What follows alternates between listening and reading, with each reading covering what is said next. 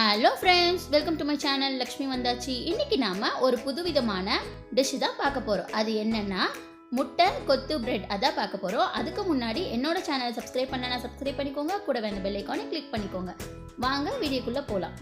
First ஒரு pan வச்சுக்கலாம். Pan நல்லா ஹீட் ஆனதும் அதுல நம்ம ஒரு 2 ஸ்பூன் வந்து எண்ணெய் விட்டுக்கலாம். எண்ணெய் நல்லா சூடானதும் நம்ம இதுல வெங்காயத்தை ஆட் பண்ணிக்கலாம். நான் இன்னைக்கு ஒரு வெங்காயத்தை குட்டி குட்டியா கட் பண்ணி வச்சிருக்கேன். அதை ஆட் பண்ணிக்கலாம். நல்லா வதக்கி விட்டுருங்க. வெங்காயம் கொஞ்சம் லைட்டா வதங்கினதும் நம்ம இதுல நெக்ஸ்ட் வச்சிருக்க இன்கிரீடியன்ஸ் எல்லாத்தையும் ஆட் பண்ணிக்கலாம்.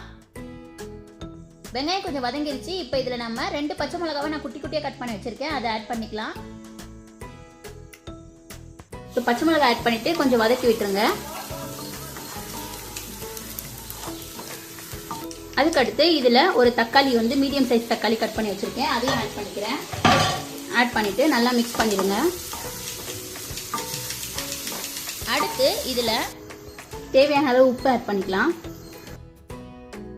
இப்போ நல்லா மிக்ஸ் பண்ணிவிட்டு நம்ம ஒரு 2 நிமிஷம் தக்காளி நல்லா வதங்குற வரைக்கும் வெயிட் பண்ணலாம். ஸோ அந்த வெயிட் பண்ணுற டைமில் நம்ம வந்து ப்ரெட்டை கட் பண்ணிக்கலாம். இன்றைக்கி நான் ஒரு 7 பிரெட் ஸ்லைசஸ் எடுத்திருக்கேன். அதை வந்து ரொம்ப குட்டி குட்டியா நம்ம கட் பண்ணிக்கலாம்.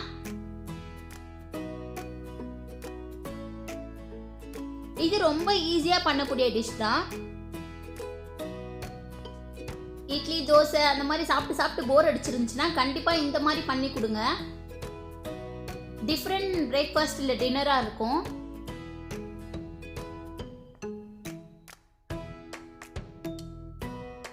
பாருங்க, குட்டி குட்டியா கட் பண்ணியாச்சு. அடுத்து நாம 3 முட்டைய ஒரு கிண்ணத்துல உடைச்சு ஊத்திக்கலாம். ஊத்திட்டு இப்போ இதுல நம்ம மசாலாஸ் ஆட் பண்ணிக்கலாம்.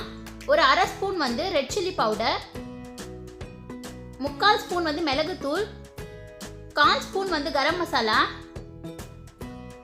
இதை ஆட் பண்ணிட்டு நல்லா நம்ம பீட் பண்ணிக்கலாம். அந்த மசாலா எல்லாமே அந்த எக்ல வந்து நல்லா மிக்ஸ் ஆகுற மாதிரி மிக்ஸ் பண்ணிக்கோங்க.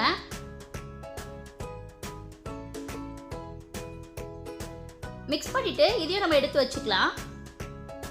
அடுத்து இப்ப பாருங்க, தக்காளி நல்லா வதங்கிடுச்சு. இதுல நாம எடுத்து வச்சிருக்க அந்த முட்டையும் பிரெட்டையும் ஆட் பண்ணிடலாம். ஃபர்ஸ்ட் முட்டை அந்த இது மிக்ஸ உள்ள ஊத்திட்டு அது மேலேயே வந்து நம்ம பிரெட் பீசஸ் வந்து ஆட் பண்ணிடலாம்.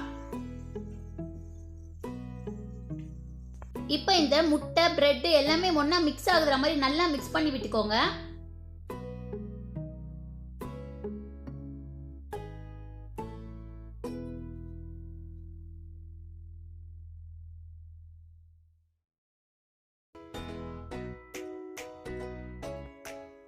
இப்போ நல்லா மிக்ஸ் ஆயிடுச்சு. அடுத்து நாம இதுல ஒரு ஷார்ப்பான கிளாஸ், இந்த மாதிரி ஒரு கிளாஸ் அந்த மாதிரி ஏதாவது எடுத்து நல்லா அமுத்தி விடுங்க. அப்பதான் பிரெட் எல்லாமே நல்லா உடைஞ்சு வரும். இல்லைன்னா இந்த மாதிரி கரண்டியை கூட நம்ம ஊத்திக்கலாம்.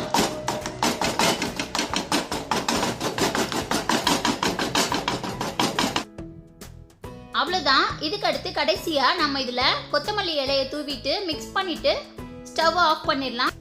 பாருங்க எவ்வளோ சீக்கிரமா ரொம்ப சுலபமா பண்ணக்கூடிய நம்மளோட முட்டை கொத்து பிரெட் வந்து ரெடி ஆயிடுச்சு.